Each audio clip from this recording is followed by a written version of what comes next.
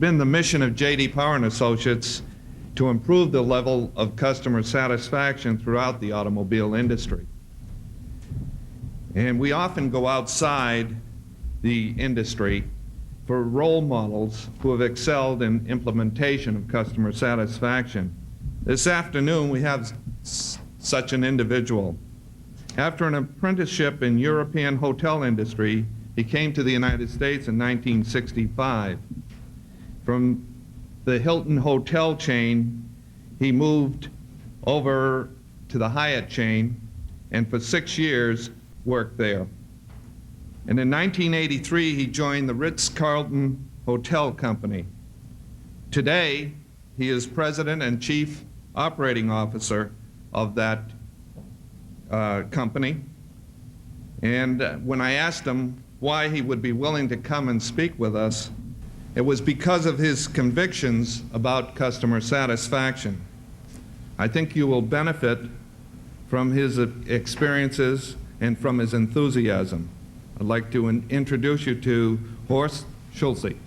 When you have a business, any kind of business, what are you going to do to make it successful?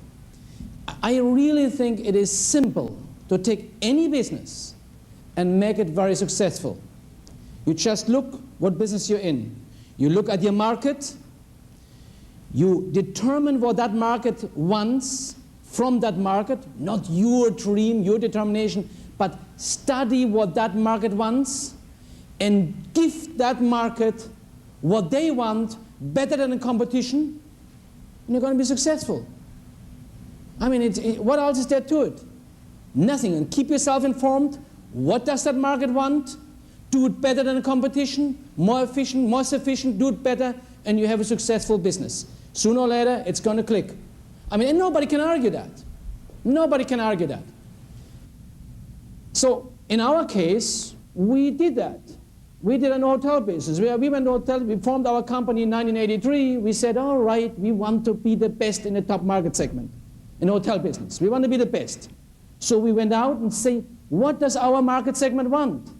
And we found out some great secrets what they want. I mean, it really floored us. The most important thing to them was to have a clean hotel. Wow! Gee, we have to go out and clean those damn things. All right, we clean them. We clean them a little better than anybody else. That's all we have to do. The next important thing that market wanted right after cleanliness was service. Service, service, service. Oh, that was interesting. Wasn't that a new thing to learn in the hotel business? People want service, I guess. Okay, that excited us a whole lot. So we said, okay, what the heck is service? We went ahead and defined what service is, and we make sure we do it better than the competition. Not perfect, pretty darn lousy sometimes, but better than the competition. That's all. So we can't keep on looking. What do they do to competition? What does the competition do? What are we doing in service? How can we improve it? We improve it constantly. We just made a survey, and the competition now, we had no hotel in 1983. We have today, we have 16, and at the end of the year we will have 19, and at the end of next year we'll have 25. And the competition is saying the last 2-3 years, sure, they're pretty good now, but just wait when they have more hotels. Can't be done. They're not going to do it. We got a survey back this morning. The highest employee satisfaction, 93% ever in our company. 93% employee satisfaction. The highest by far we ever had in our company. We're growing. We just got back a couple of days. Our last guest survey is the best we ever had in our company. And I make you any bet it's going to be better next year. It's because, I tell you why. Because it's very simple. It's all we have to do is give great service, that's all. It's so simple. Of course you have to have a good product. But what does it mean, a good product, altogether? Now, I have worked with quite a few dealers lately. I don't know if there's some Ford dealers. We have worked with a lot of Ford dealers. We have been on some panel discussion. I talked to Ford dealers in Europe and all over the place. And I start to understand you guys. You're very difficult. You're just as difficult as hotel people. I thought only hotels people were difficult. You're very set in your mind. You're very set in your mind. And I try to challenge you a little bit so you listen, that's all. You're set in your mind and you know a lot of things, you have been in business a long time, you have been successful, and consequently, once we're successful, we don't have to learn anymore.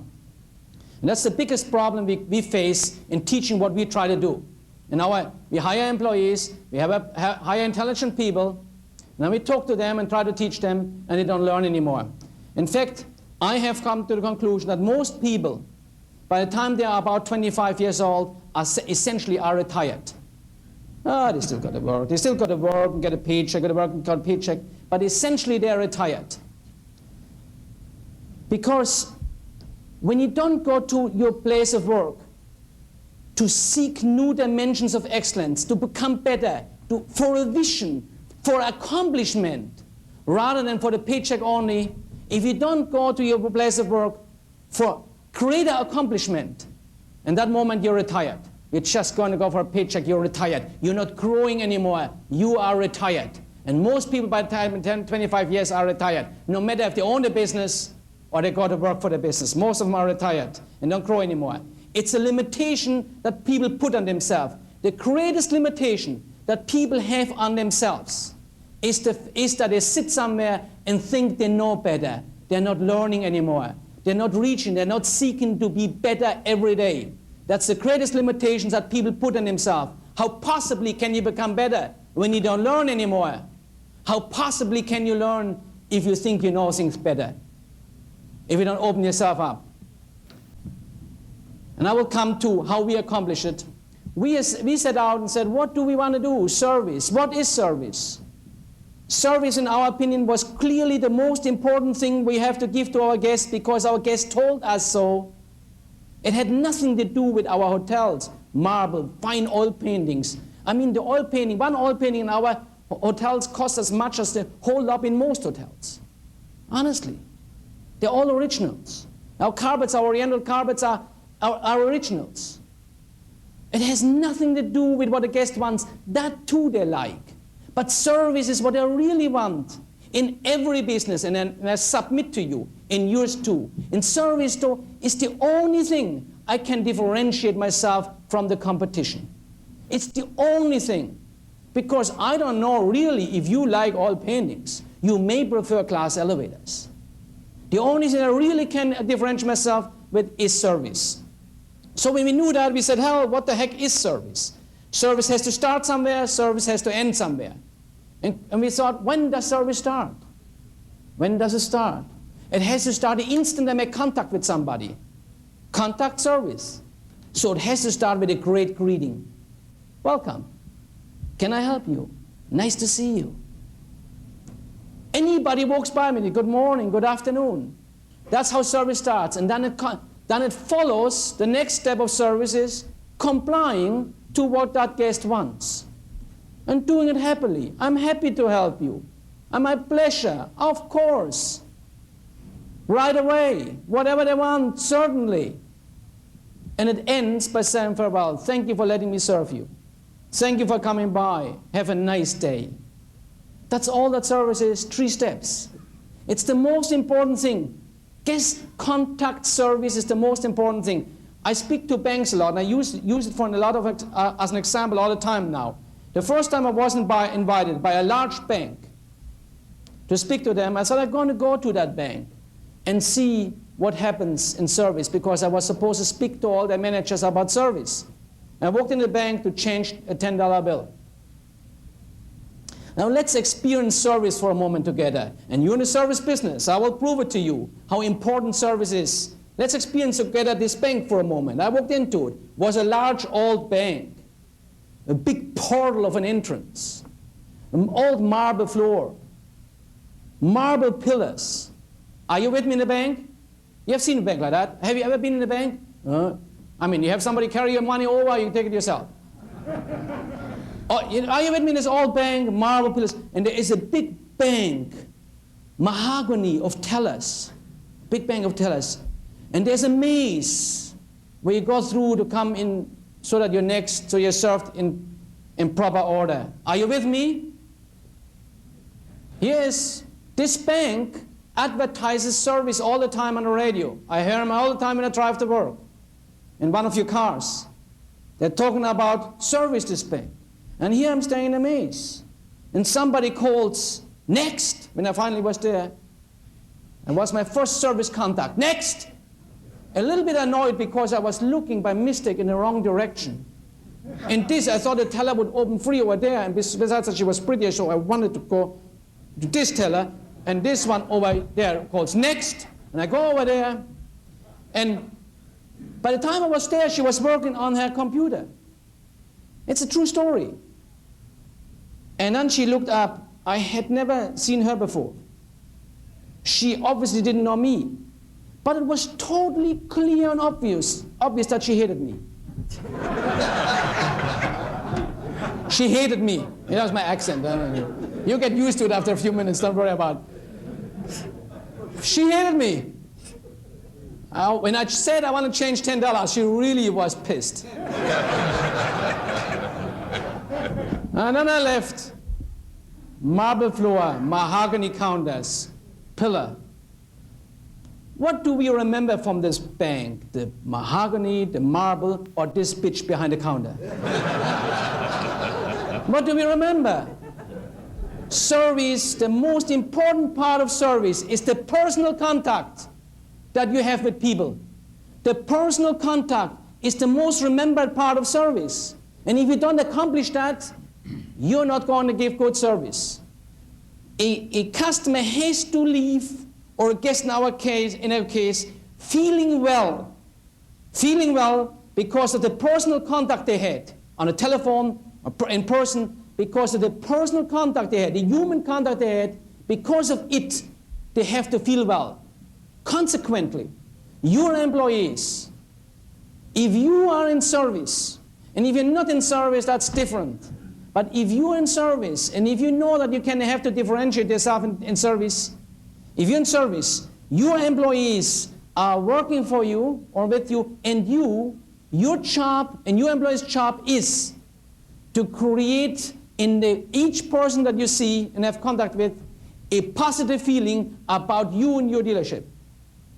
That is their job. That is their job. And you know what? They want to do it. The problem is, of course, in our case, look, we have a hotel. Some of you were, I understand, in Pentagon, in our hotel in Washington. Small hotel, 450 employees. Our hotel in Buckhead, where our headquarters is next door, 800 employees. Naples over here, 800 employees. You know, to create that feeling in 800 employees is the secret. But it is not so difficult. You know, you're talking about, but everybody finds reasons why your employees cannot do it. After all, you don't pay them much. What do you want? We pay them $5 an hour. In our business, you hire people as long as they don't fall down by the time, because they're drunk, by the time on your desk, you hire them. In our business, because we pay them $5 an hour. In our business, our turnover is 150 to 160% in our business. In our company, it is 20%, we're going for 10%. And I can tell you what, within a year we'll make it. Turnover. The differential is not big, it is revolutionary. It is so simple though. And I'm happy to tell every hotel man. I'm happy. The other day I spoke to a group of lawyers and hotel people in our hotel in Palm Springs in Palm Springs, our hotel, there's an ad in between, I put an ad in. I spoke to a group of lawyers and hotel people. Now our employees said, Mr. Schulze, why do you tell them everything we do? I said, because I know what happened. Half of them think that I'm full of baloney. The other half says, yeah, and they go home and won't do anything about it. So I am perfectly happy to tell everybody because I know they won't do anything about it. That's brilliant. You know? And you know what? The message is too simple. If I would show you this big door here and say, now I'm going to show you what service is, and I would open the door, and behind us would be this huge, wow! And oh, that's it, I'm going to get myself one too, now I have what service is, because it's strange and unusual. Service is nothing, and accomplishing is nothing strange and unusual, it's bloody easy. Bloody easy it is. Because the human contact is so important, part of service, a big part is behavior. I'm going to tell you how to accomplish it. Through many people, a big part of service is behavior. You said you don't care You said up there you don't care if they have experience or not. We don't give a damn if they have. In fact, I don't want them to have experience. Behavior is a big part. But behavior cannot be taught. Ladies and gentlemen, behavior cannot be taught. By the time somebody is 16, people do not learn behavior anymore. From 1 to 6 from their parents, from 6 to 12 from the people around them, other children, teachers and so on. From 12 to 16 from role models, God help us, and after 16 their behavior is set. Yet behavior is a very important part of service. Behavior can only be taught if there is a significant emotional event in one's life. What is a significant emotional event in one's life? Have you ever started a new job? It's a significant emotional event. Therefore, orientation is the key moment of teaching behavior. But what do people do? They come over here, show you how the computer runs. Who gives a damn? Changing behavior. We change them to be in time. It's important to say hi, welcome, or whatever is important to your clientele, how do you say hello. That we teach them that we are ladies and gentlemen. Our profession is service to people whom we care for and respect as ladies and gentlemen. We are ladies and gentlemen, serving ladies and gentlemen. We teach them that the most important thing we do is the genuine care and comfort to our guests. That we always warm, relaxed, but refined in our business. That fits to our market. We teach them behavior, that we're always in time, that we're friendly, that we're always clean. These are all behavior things. The first 3 days, after 3 days, they know better. They're right back. Behavior can only be taught the first 3 days while they're on a job. After you taught behavior, the only way you can accomplish a better behavior, is not anymore because they will adopt it. The only thing you can do afterwards, create habits. Create positive habits. How do I create positive habits? You're talking about teaching. Absolutely essential what you talked about here. Every word I agreed. That you have to have teaching. But I heard generally you're talking about formal teaching, classroom and so on. Teaching should, if you know what you want to accomplish, you have to take what you want to accomplish, make the message very simple, and repeat it and teach it every bloody day. Every single day we teach that we are ladies and gentlemen. Every single day, 10-minute teaching session to every employee in the hotel. 10 minutes. Remember, we're ladies and gentlemen. Incidentally, soup today is peace soup. But don't forget, we're ladies and gentlemen, and service is a friendly welcome. And incidentally, here's a new wine that we serve. Here's how it is made. Have a nice day. Don't forget, we're ladies and gentlemen. And we welcome guests. We say hello. And we comply caringly. Have a nice day. And the next day, don't forget a genuine care and comfort. Every day. Every single day, 10 minutes. That's behavior. It's very simple. And you know what? Everybody wants to do it well. Let me just prove to you how important this personal contact of service is. Some of you have been in our hotel, you have seen the guest comment cards in our rooms. Like in every bloody hotel room, there's a guest comment card. I take them very seriously. They're addressed to me. They come to me. I have a girl, she's very pretty, next door. She reads them all. She grades them, A, B, C, with purpose why one gets an A, B, and C. She tells me the trend. She puts everything in computer. She shows me every trend, guest comment trend that we have. The first 3 comments, the first 3 questions really refer to several points. The first one is initial contact. How did you like that? The second is, how do you like bellman, doorman? And reception is the next one, check-in. 3 questions of initial contact, they are really all. They refer to their telephone call in, they refer to the bellman, to the doorman, and to the front desk. Whenever, ladies and gentlemen, thousands and thousands and thousands of those cards. Listen to me, please. This is essential. To me, this is earth-shaking. Thousands and thousands of cards. Whenever those initial contacts, it says excellent, excellent, excellent, we never have a food complaint or a cleaning complaint or anything like that after it. Whenever we have a complaint about food, they were somewhere up here, they were unhappy. Can you imagine what the mindset of people, what they do? I mean, I go to our hotel in Laguna. I don't know if you have been there. It's a fantastic, this is really not advertising, I really, it's a fantastic hotel in the Southern California. When you drive in there, before you get there, just on the right side, you see the ocean, always in the Pacific, you see. And it is beautiful. And you turn into this drive with flowers and everything is wonderful. And you walk into this beautiful lobby that is truly refined yet relaxed and warm. I never find anything wrong in that hotel for the first day. The second day, all of a sudden hits me.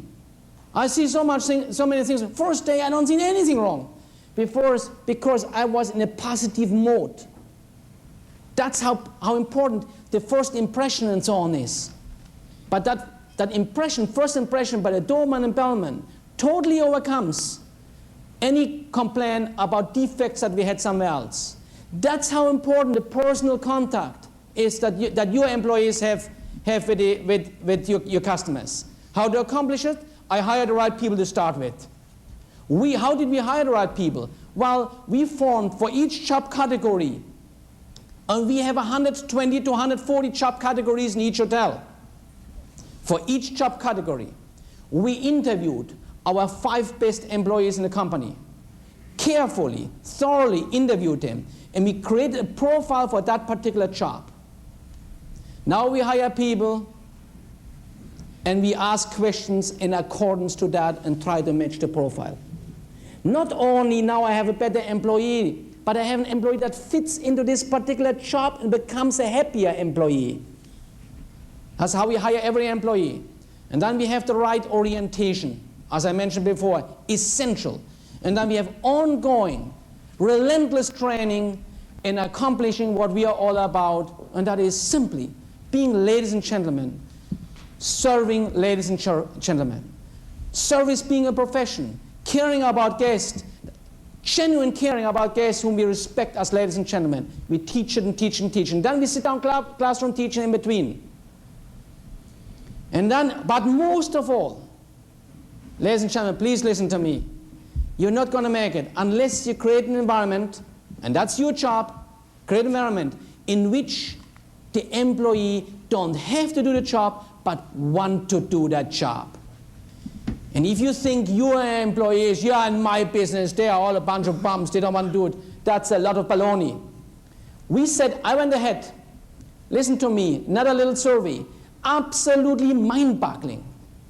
128 job categories. I sat down with each job category in a new hotel and said, I'm going to try this. I said with a flip chart and say, here are you guys. Pretend that I'm a genie. I just came out of the bottle.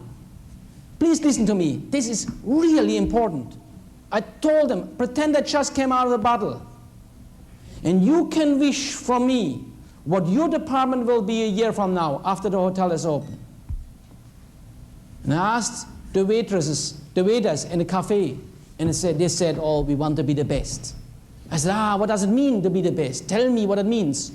So we're going to be respected. We're going to be busy. I said, and we're going to be this and this. They told me. I said, well, how are we going to do that, be respected? We're going to be friendly. We're going to look clean, presentable. I said, does it mean clean shoes too? Yes, clean shoes. They told me. I was amazed. Then I tried it with the dishwashers. I said, now here are dishwashers, minimum wages. Center City people, tough. I said, what do you want to be a year from now? And guess what they said? They said, we want to be the best. I said, what does that mean?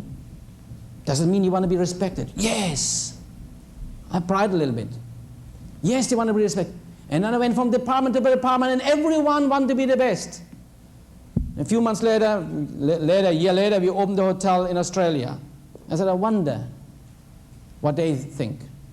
And I asked each department what they want to be, and they all said they want to be the best. We opened the sales office in Spain. I asked the Spanish people, I said, what do you want to be a year from now? Guess what they said? They want to be the best. We opened an office in Frankfurt, Germany. Guess what they said? They want to be the best. Every group I asked, they want to be the best. And then I said, okay, let's define what the best is. And I said, all right, guys, you said it. You now have a vision. Not only I have a vision anymore to make this the finest hotel company, and if you don't have a vision, you have nothing. But you have a vision. It's your vision, you said it. And you said what you're going to do about it. Go ahead and do it. What can I, and you write down where I can help you. If I don't help you, and you don't accomplish that vision, then it's my fault. But if I live up to my part, tell me what my part is, write it down, be selfish. If I do my part, then you better do yours too. And 2-3 months from now, we're going to look at it together. You and your managers. You and your manager are going to look at it together and see where you are. And they're doing that. And they want to be the best 2-3 months out. And they're talking about every day. It's not enough to have a vision. And goodness, if you don't come for a vision is that what we come to work for. Not the paycheck. It's the vision, the accomplishment. The vision we come to work for.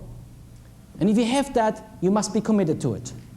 It's not enough to have a vision. You must be committed to it. It's not enough that you have one. Your employees have to have one. Because you don't want to come for work itself, you have to make sure your employees come for work itself. Come for a vision and not for work itself. If they have a vision and come for something more, commit them to it. So now you said it. Are you committed? During our orientation, we tell them what we expect and ask them, are you committed? And they say, yes. They said, leave the door, leave the room. Go to the washroom. If you're not really committed, don't come back. You just sneak out. But if you're committed, come back.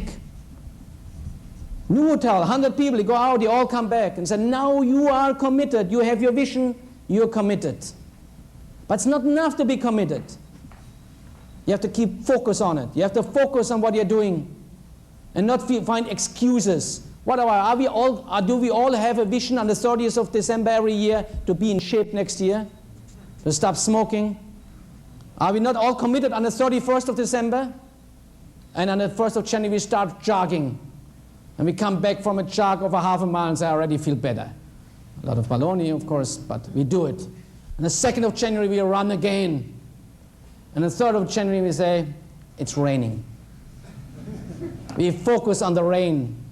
Instead of focusing on our vision of being healthy, in shape, strong, feeling good, looking better, we focus on the rain. And that's where people's problems lie. And it's your business to keep the employees focused and keep yourself focused. That's your job. You are the energizer. Management is the energizer of what their vision is.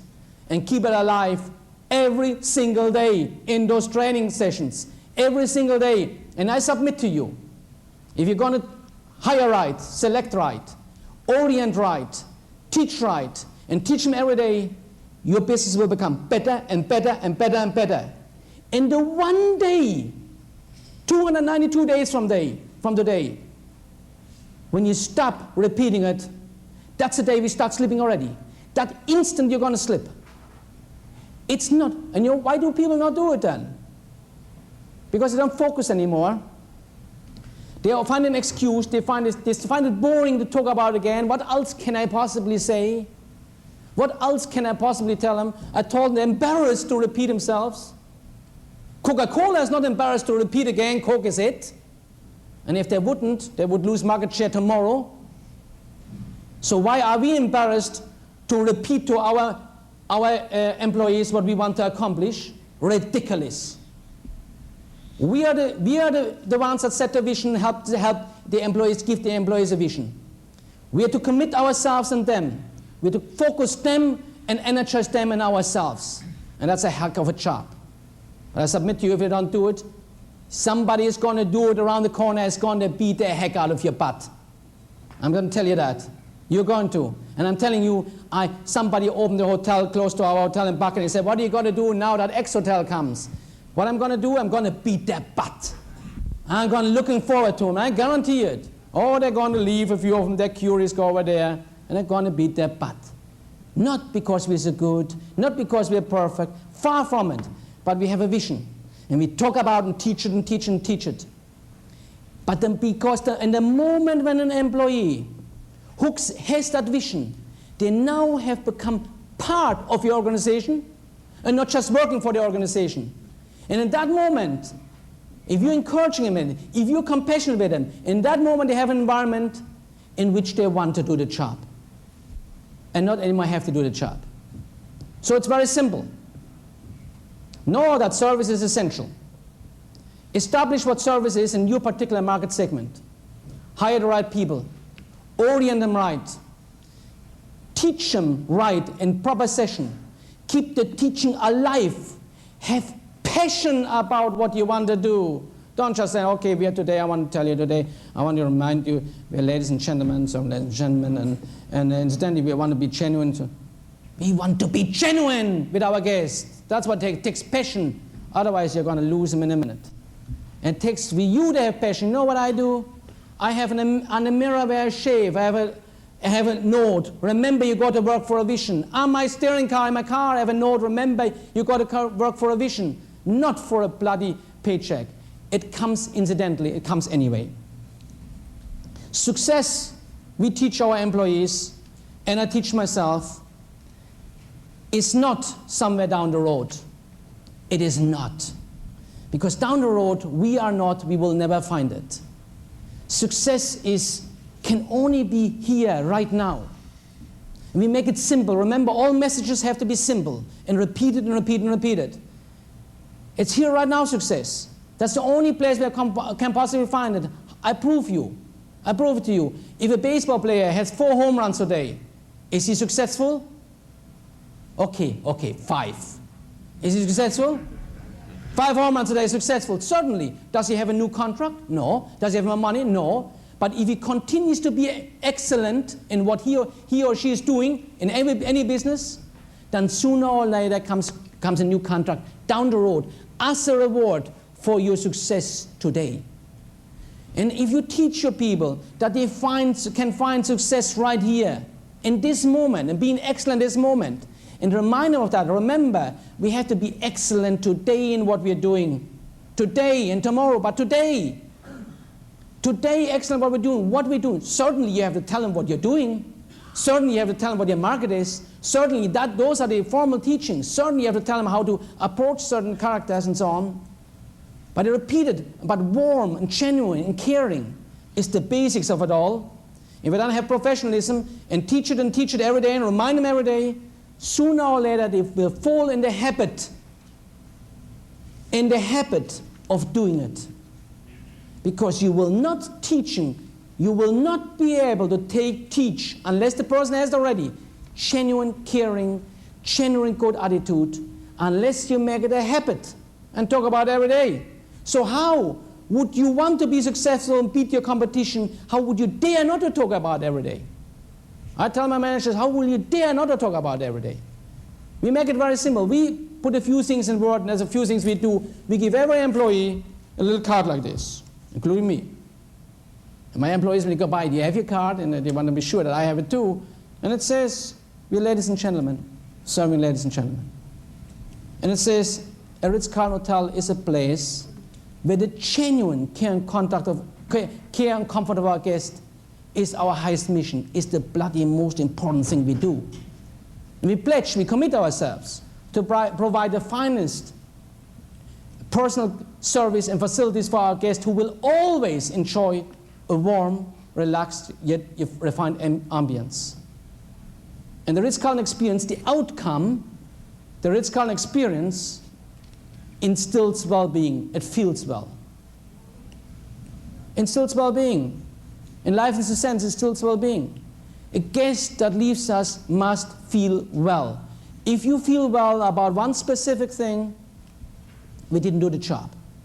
If you feel well and you don't even know why, you don't even remember, when you think the next time of a hotel, you think of us positively, then we did a good job. Feel well. And you accomplish that with people, through people only. And you can accomplish that in a dealership, in a bank, in a hotel, anywhere, through people only. Select them right, teach them right, and you're there.